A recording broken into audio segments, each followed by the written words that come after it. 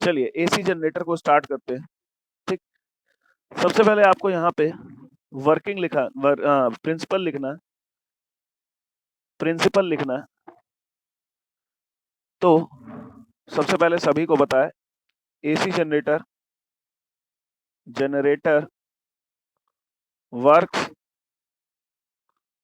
On the principle of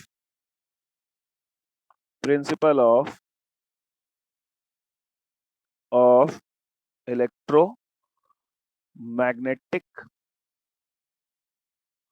induction,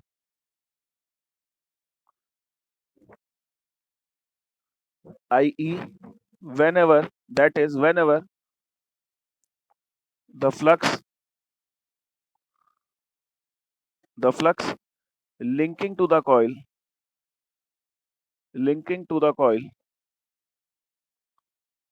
changes, the current, the EMF is induced। ठीक है, चलो AC generator का principal सभी को पता है। कंस्ट्रक्शन देख लेते हैं। कंस्ट्रक्शन 10th क्लास में बहुत अच्छे से पढ़ाई थी, तो आपको यहाँ पे देख लेना है एक बारी। नॉर्थ पोल साउथ पोल, यहाँ पे coil, north pole south pole, यहाँ पे कॉइल। ठीक है, नॉर्थ पोल साउथ पोल, यहाँ पे कॉइल, यहाँ पे एक स्लिप रिंग, यहाँ पे एक स्लिप रिंग, यहाँ पे एक ब्रश, यहाँ पे एक ब्रश। यहाँ से हम लोग इसका करंट बाहर ले लेंगे, इसको इस एक्सिस के अबाउट गोल गोल गोल गोल घुमाएंगे। ठीक है, ये ब्रश, ये स्लिप रिंग्स, ये क्या है, स्लिप रिंग। ठीक, ये है हमारे पास जो भी चीज गोल घूमती है उसे आर्मेचर बोलते हैं। इसे क्या बोलते हैं, आर्मेचर। जो भी चीज गोल गोल घूम रही है उसे आर्मेचर बोलेंगे। इसे फील्ड पोल बोलते हैं। ठीक है, जो भी चीज गोल गोल घूम रही है उसे आर्मेचर बोलते हैं और इसे फील्ड पोल्स बोलते हैं। ठीक है, मैं यहाँ पे मैग्नेटिक फील्ड जनरेट कर रहे हैं। मेरे हिसाब से सबको पता है ये गोल गोल घूमता जाएगा और मैग्नेटिक फील्ड जनरेट होती जाएगी। ठीक है, ये बात सबको पता होनी चाहिए। ठीक, यहाँ पे वर्किंग आप लोग खुद से लिखने वाले हो, है ना, ये होमवर्क है। वर्किंग आपको खुद से लिख के कंप्लीट कर लेनी है। हम लोग यहाँ पे डेरिवेशन करने जा रहे हैं। ठीक है, एक्सप्रेशन फॉर, हेडिंग डाल लेते हैं। ठीक है, expression for expression for EMF induced in AC generator. बहुत इंपॉर्टेंट है। ठीक है, मैंने आपको दिखाया 5 नंबर के सवाल में ये सवाल आएगा ही आएगा। ठीक, अगर 5 नंबर के सवाल में AC जनरेटर डालना है तो यही सवाल डलेगा। ठीक है, इलेक्ट्रोमैग्नेटिक इंडक्शन डालना है तो यही सवाल डलेगा। ठीक है, चलिए लेट कर लेते हैं, late n is equals to number of turns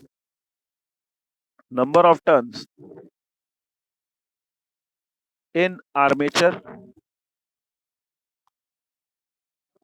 coil।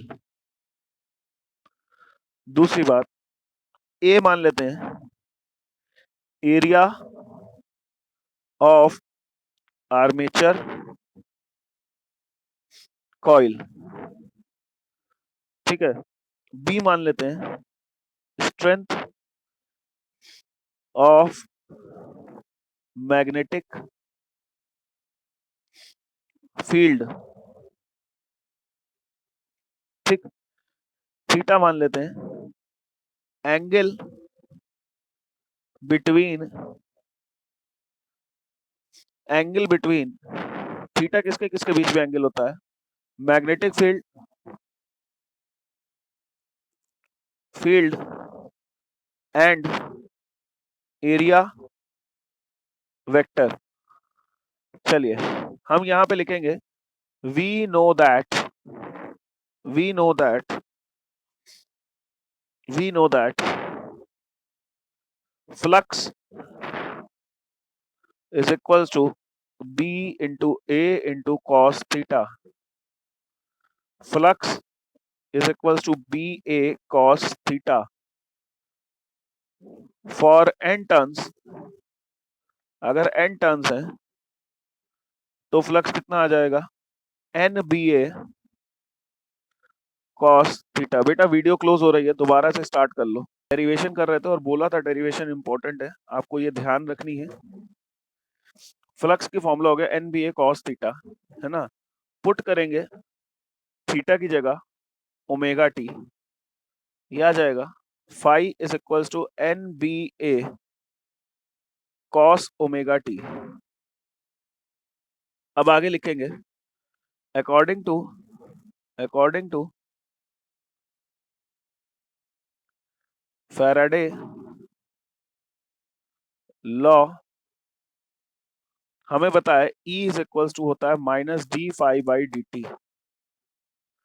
E is equals to होता है minus d phi by d t. ठीक है, यहाँ पे E की वैल्यू आएगी minus d by d t of phi की वैल्यू ऊपर से लगाएंगे NBA cos ओमेगा टी। यहाँ पे माइनस NBA बाहर आ जाएगा, D by d t of cos omega T बचेगा। कॉस का डिफरेंशिएशन सभी लोग जानते हैं, कॉस का डिफरेंशिएशन आएगा माइनस साइन ओमेगा टी। ठीक है, और ओमेगा का अलग से डिफरेंशिएशन आ जाएगा, ये आ जाएगा minus NBA minus minus plus NBA omega sine omega t is equals to EMF।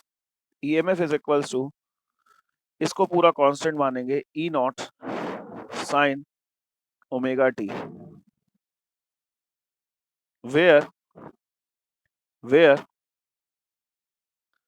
E naught is equals to omega NBA is the maximum। बेटा क्वेश्चन पेपर में देखा था, यही पूछा गया था, maximum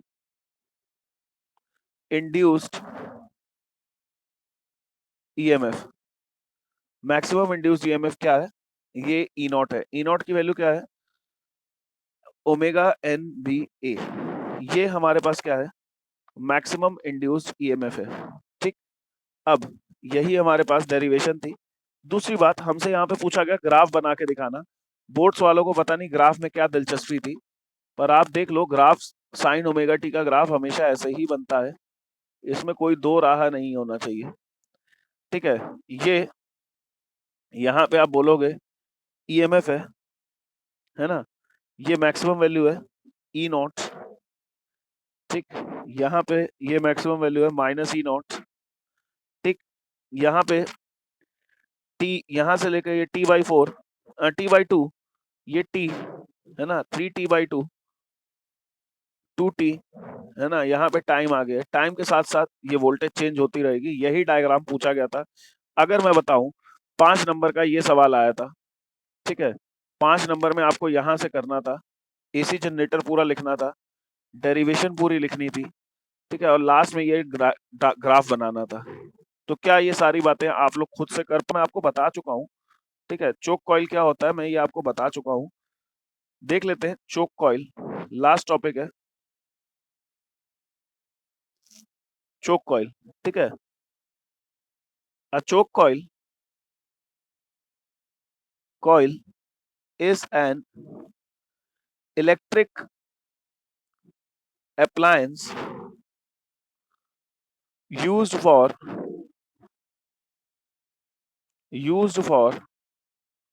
controlling current in circuit। ठीक है, it contain both resistor and inductor in it। इसमें रेजिस्टर और इंडक्टर दोनों होते हैं। ठीक, मेरे हिसाब से आपको एक बारी दिखा देते हैं चोक कॉइल कैसी होती है। चोक कॉइल का डायग्राम है, ठीक है, चोक कॉइल का डायग्राम यही है, ठीक है,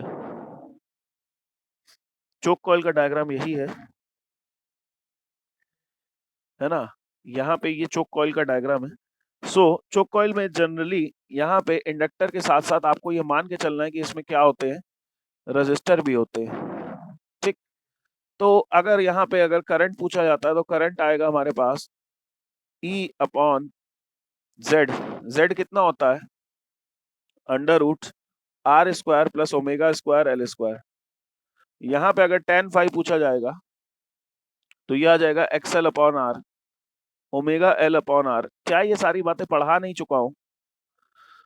जबरदस्ती बच्चे परेशान हो रहे थे कि चोक कॉइल क्या है, चोक कॉइल क्या है। बेटा चोक कॉइल कुछ नहीं है, ये सिर्फ और सिर्फ एक इलेक्ट्रिकल डिवाइस है जिसको हम लोग सर्किट में लगा के करंट को कंट्रोल करते हैं।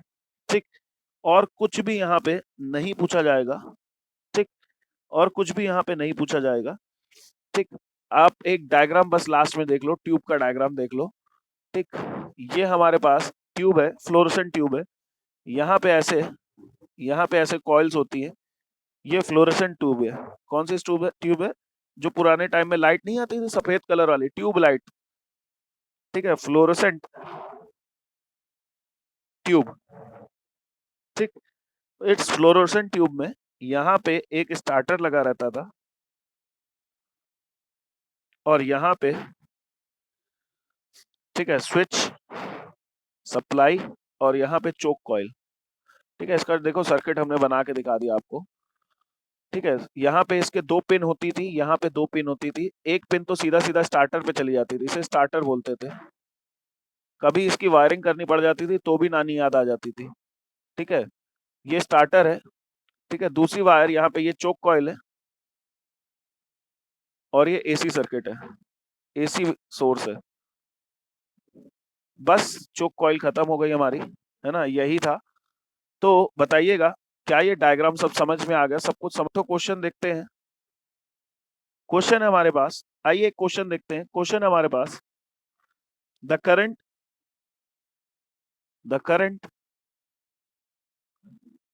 Through two coils,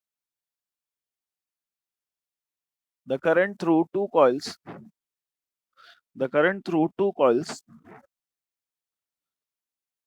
of self inductance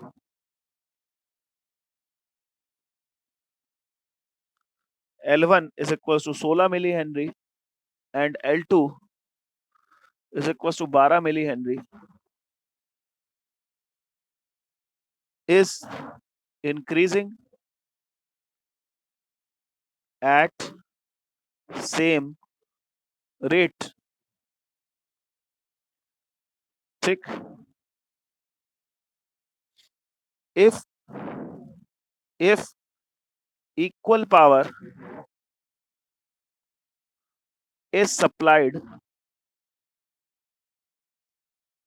to both coil,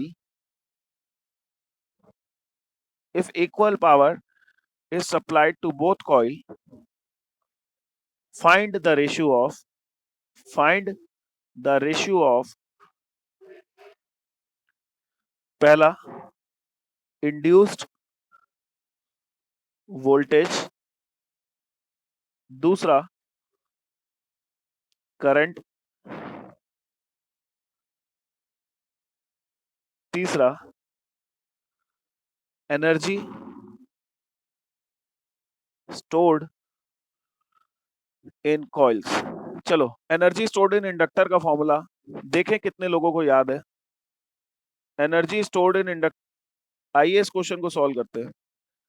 induced voltage होती है, इंड्यूस्ड वोल्टेज का फॉर्मूला होता है E is equals to L d I by d t. ये कह रहा है E1 अपॉन E2 बता दो, तो ये आ जाएगा L1 D I upon D T, L2 D I upon D T. अब क्योंकि यहाँ पे लिखा है पावर करंट, ठीक है, the current increasing at same rate, ये दोनों सेम है, कट जाएगा, L1 अपॉन L2 आएगा, L1 कितना 16, L2 कितना 12, ये आ जाएगा 4/3। ठीक, मेरे हिसाब से सबको समझ में आ गया होगा। कह रहा पावर सेम है, पावर सेम है तो मतलब E1 I1 is equal to E2 I2, तो E1 अपॉन E2 पता है, तो I2 अपॉन I1 आ जाएगा कितना 4/3, यानी कि I1 अपॉन I2 की वैल्यू आएगी 3/4। सेकंड पार्ट क्लियर हो गया। चलो थर्ड पार्ट का आंसर बताओ। Energy stored half L1 I1 square half L2 I2 square.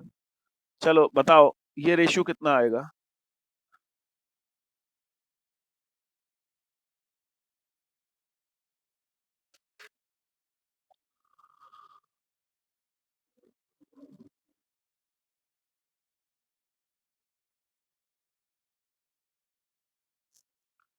बताइएगा ये रेशियो कितना आएगा। 3/4 सही है। बाकी बच्चे आंसर बता सकता है कोई। L1 अपॉन L2 रख दो, L1 L2 दिया है, I1 अपॉन I2 की वैल्यू रख लो, 3/4 आंसर आएगा। सही बात है, 3/4 आंसर आएगा।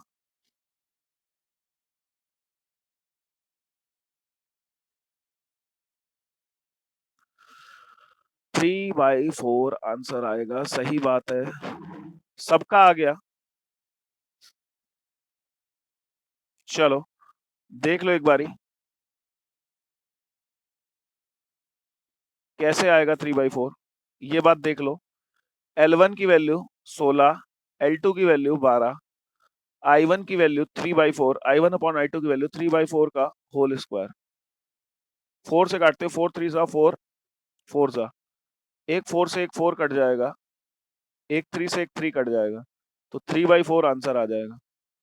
ठीक है, तो यही। आइए लास्ट क्वेश्चन देख लेते हैं, चैप्टर खत्म हो गया। अब आप लोगों ने बुक लगाना स्टार्ट करी थी, हालांकि यहाँ से कुछ भी खास क्वेश्चंस बनते नहीं है। ठीक है, आपको हम एक काम करेंगे, प्रीवियस ईयर के क्वेश्चंस दे देंगे। फ्लक्स है, टाइम है, ए है, बी है ना। Which which coil has larger self inductance, self inductance. ठीक है, हमें पता है, सॉल्यूशन देखते हैं। हमें पता है phi is equals to L I. अगर हम आई की वैल्यू को फिक्स कर दें, आई की वैल्यू को क्या कर दें, फिक्स कर दें, आई को हमने यहाँ पे फिक्स कर दिया, सॉरी ये आई लिखा है, आई की वैल्यू को हमने फिक्स कर दिया, तो यहाँ पे मिलेगा फाई बी और यहाँ पे मिलेगा फाई ए। अगर आई की वैल्यू को हमने फिक्स कर दिया तो हमें मिलेगा phi is directly proportional to L if I is constant, यानी कि जिसका फाई ज्यादा है उसका एल ज्यादा है। Phi A is greater than phi B, therefore L A is greater than L B. यही आंसर आएगा। क्या ये वाला क्वेश्चन